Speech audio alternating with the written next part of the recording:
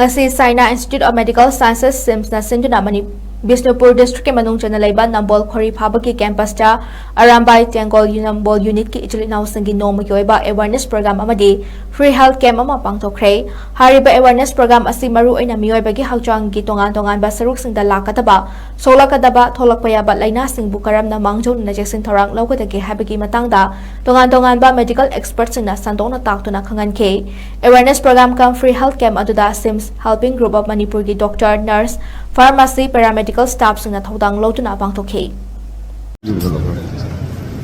ai gi ming rajesh sarangkem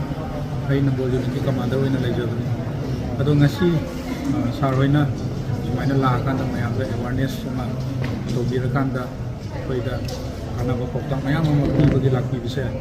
koi su yang nungai je si gi program se sin mathungna koi sar hoidang na tabida atai leiriba doctor singna masa gi responsibility ne na khalaganda manipur kumbasida sumaina amtang awareness athopiragadi akogi misimina thoiba akogi aso panda kan mangam da na leigidriba chilnaw singse moi kan da kitang dor se makeng pangani na kanjai amna mayam na sumaina tawbi se akoi nambol unit katangi na tana mai te mo dagi